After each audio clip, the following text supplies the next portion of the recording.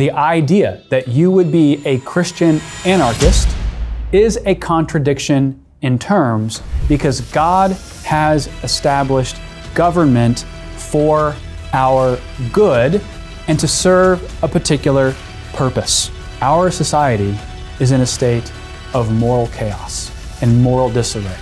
One of the best things that we can do, one of the best ways we can love our neighbor, is to rightfully seek after laws that would benefit our neighbor. We're going to discuss the role of politics and political engagement in the life of the Christian. And I think one of the most important things we need to do from the very beginning is to put politics in its place. We want to argue that politics is extremely important, but politics cannot be ultimate. I want to read a quote to you from one of my personal heroes, Chuck Colson, one of Richard Nixon's aides. He says this: "The hope that each of us has is not in who governs us, or what laws we pass, or what great things we do as a nation. Our hope is in the power of God working through the hearts of people." And that's where our hope is in this country, and that's where our hope is in life. Now, you'll notice in this quote from Charles Colson, he's not devaluing the significance of politics. He devoted his life to politics. What he's trying to do is to rightly order the place of politics in the Christian's life. And if you're anything like me, and I'm just going to lay my cards on the table, this is something that I need to hear because I am one of those very politically minded Christians who thinks that kind of everything hangs on the next election. So I have to constantly be reminding myself to put politics in its place. But that raises the question of what is the point of politics? And the most famous passage of Scripture that I want to point us to is in Romans 13, 1 through 7. The Apostle Paul says this: "Let every person be subject to the governing authorities, for there is no authority except from God, and those that exist have been instituted by God. Therefore, whoever resists the authorities resists what God has appointed, and those who resist will incur judgment. For rulers are not a terror to good conduct, but to bad. Would you have no fear of the one who is in authority? Then do what is good, and you will receive his approval. For he is God's servant for your good. But if you do wrong, be afraid, for he does not bear the sword in vain. For he is the servant of God, an avenger who carries out God's wrath on the wrongdoer. Therefore, one must be in subjection, not only to avoid God's wrath, but also for the sake of conscience. For because of this, you also pay taxes, for the authorities are ministers of God, attending to this very thing. Pay to all what is owed to them, taxes to whom taxes are owed, revenue to whom revenue is owed, respect to whom respect is owed, honor to whom honor is owed." Okay, now then jump with me over to 1 Peter chapter 2. Be subject for the Lord's sake to every human institution, whether it be to the emperor as supreme or to governors as sent by him to punish those who do evil and to praise those who do good. What we see in Romans 13 and 1 Peter 2 is a positive role for government. This means the idea that you would be a Christian anarchist is a contradiction in terms because God has established government for our good and to serve a particular purpose. And what is it? That the proper end of any government is to uphold justice and to secure the basic rights and flourishing of all human beings, to help promote the common good, and to restrain and punish evil deeds committed by human beings against other human beings. What this means is that we have to care about politics. We have to care about who we put into office because politics is a reflection of who we are as a people. Because at the end of the day, every single one of us is political. We often think of being political as, are you of MSNBC or are you of Fox News? The Bible has a much broader understanding of what it means to be political. To be political is merely someone who wants to order their life in a certain way, where you are able to reach the outcomes and goals that you want to reach. But you have to be able to rely on trustworthy, meaningful interactions in society in order for you to be able to reach those particular ends. You think about something like speed limits. Speed limits seem rather trivial. 35 miles an hour or 45 miles per hour. There's disagreements on what the speed limit ought to be, but why are speed limits there? Why are they set? They're set so that everyone can follow the same rule, be subject to the same standard in order for everyone to obey these laws, to drive safely so that you can get to where you want to go without cost to your life. Speed limit signs are actually deeply, deeply political things. Politics is about how we arrange our lives together in society, which means everybody has a common stake in this. You may not think of yourself as a very political being, but because you have a conscience, because you desire to probably want to live your life in some form or fashion that you see fit, that means you need to be paying attention to the laws that are set up around you in order for you to live out the life that you would want to live. Now, what this means is that as we think about Christians and politics, we need to avoid a couple twin temptations. One temptation is to think that politics doesn't matter at all. We might call this kind of the pietistic withdrawal option, that you can kind of hang back, you don't need to pay attention at all to the laws or the legislators in your nation. And I think that is politically irresponsible. I think it's theologically irresponsible because God has placed you in a particular political community within a particular political regime, and you have the ability to help steward that in helpful directions. But then there is an equal and opposite error, which would be political triumphalism. The idea here is that you're kind of a political obsessive, and you want to think to yourself, well, if we just elect all of the right officials, we can solve all of the deepest problems of our society. Guess what? You can elect all Christian legislators. You can have the best possible laws on the books. And guess what? You're still going to have a society wrecked by the reality of sin. Oftentimes, politics is about simply mitigating the effects of human sin and human sinfulness. But God has put in place the state for a definite purpose and has given it a specific jurisdiction. Now, it's a limited jurisdiction, but it is a jurisdiction nonetheless that we are called to honor and obey. Matthew 22:21 is actually in the history of not just Christian political philosophy, but in political philosophy in general. This is one of the most important passages ever written or ever said. Jesus says this, "Render to Caesar what is Caesar's, and to God what is God's." In Jesus' day, it was very common for political rulers to see themselves as quasi-divine beings. They were godlike. They saw themselves as operating both kind of with divine power and earthly political power. Jesus does something very important here. He says that render to Caesar what belongs to Caesar. So Caesar has legitimate jurisdiction on certain things, and in the context here is pertaining to taxes and currency. But he says, but render to God what is God's. He's actually setting up what some political theologians call the doctrine of the two. He's actually separating eternal perspectives from temporal perspectives. He's saying that the government has legitimate jurisdiction, but it has jurisdiction on limited affairs, whereas God has jurisdiction over all things.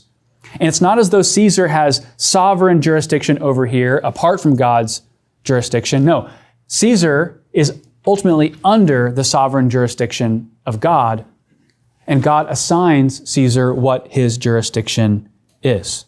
So what is Caesar's jurisdiction?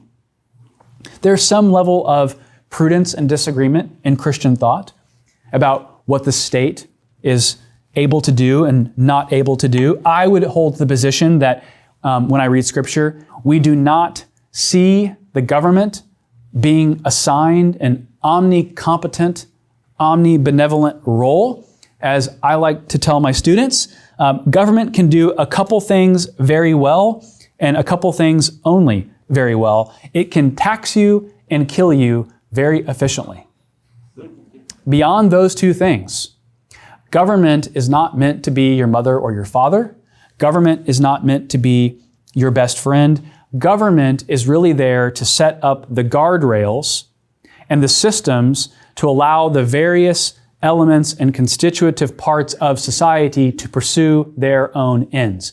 We want government to effectively get out of the way and to allow all of the various parts of civil society, universities, families, voluntary associations like churches, to do the things they want to do as free agents in the civil political sphere.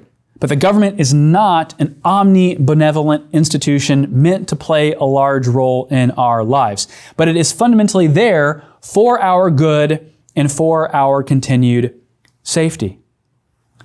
This is why our society rightfully praises the military and the police, because we recognize them as doing something profoundly good on our behalf. They're willing to help solve tumultuous conflict in the interest of safeguarding everyone else in society. But what we see when looking at Scripture is that the state is never given the role of communicating or mediating salvific news. The state is concerned with what we might call the temporal common good only. The state is not meant to communicate and perpetuate or teach theological realities. Why? Because it has a limited jurisdiction, a limited sphere, and it's only competent when it operates in the sphere that God has called it to operate within. I really don't want even political rulers that I like weighing in on intricate matters of theology. I want them passing good laws and just laws that serve everybody.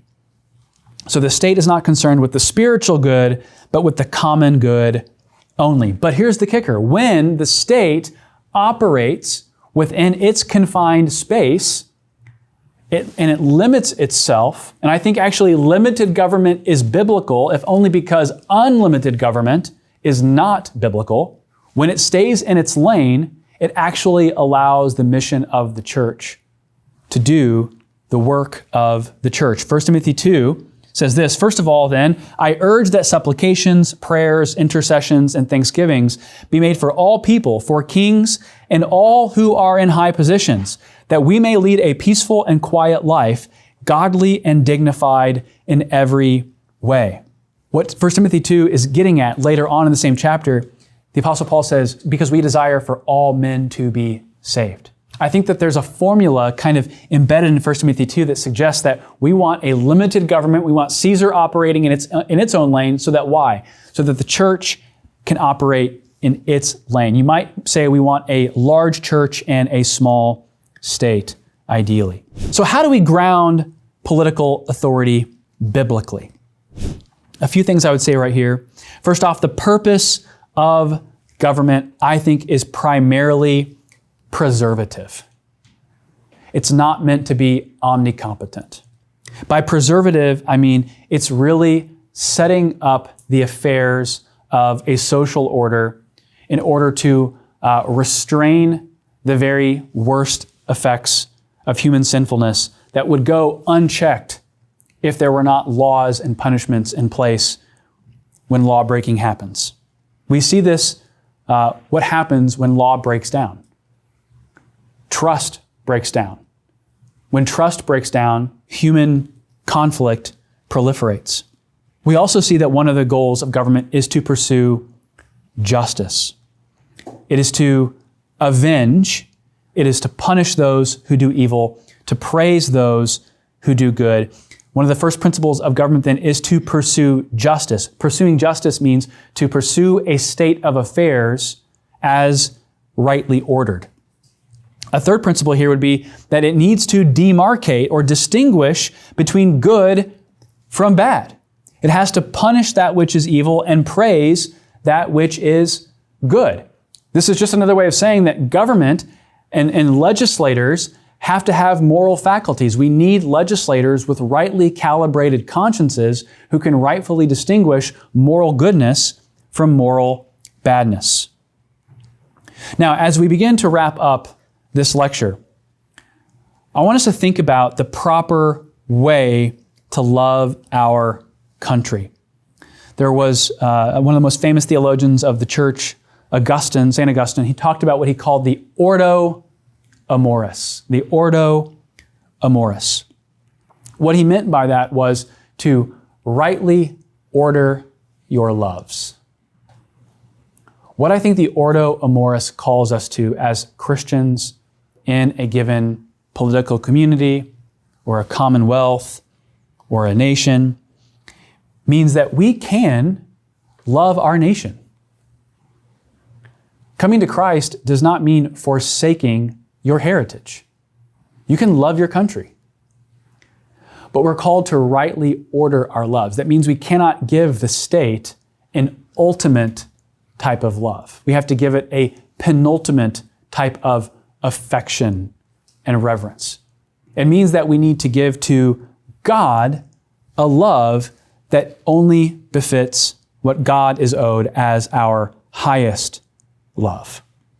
Chuck Colson, who I mentioned at the very beginning of this lecture, I had a chance to meet him several years ago, and I had a copy of his book, God and Government.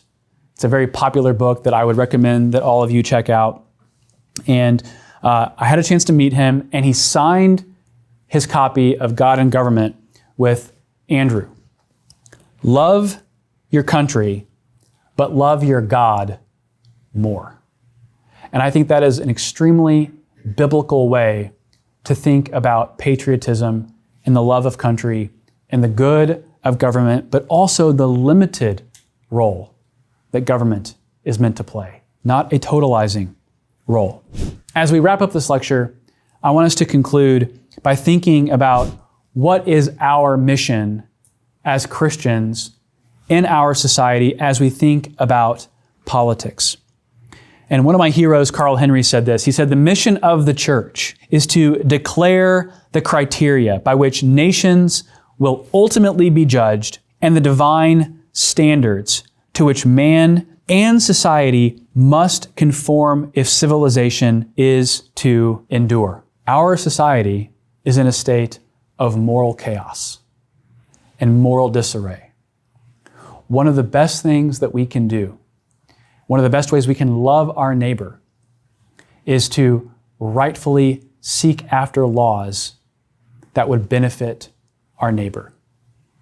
To be what Jesus says to be, salt and light in our society. To understand that the moral witness of the gospel has a leavening effect in the nation state.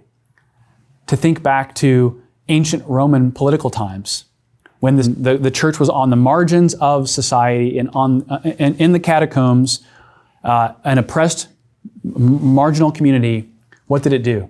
It didn't seek political power for political power's sake. It sought to live out the truth of the gospel in its community. It loved unwanted children. It built up the standing of women in society. It had a degree of attractiveness to it that ended up having a leavening effect in the society around it. What we have to understand as Christians today is that our primary calling as Christian citizens is not necessarily to take government back for Christ, although we want to be strong witnesses for Christ in government. It is that we need to be faithful to Christ, love our neighbor, and seek our neighbor's welfare in the types of laws and political regimes that we put into place.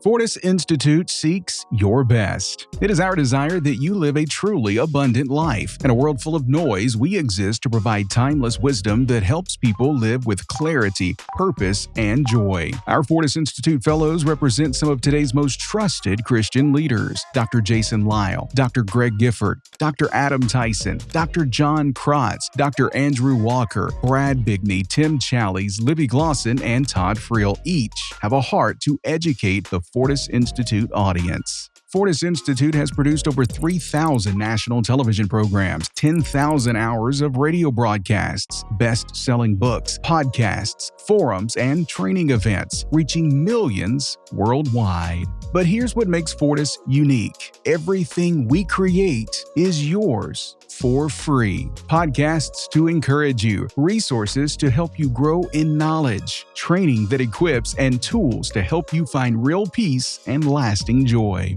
Visit fortisinstitute.org and get started for free.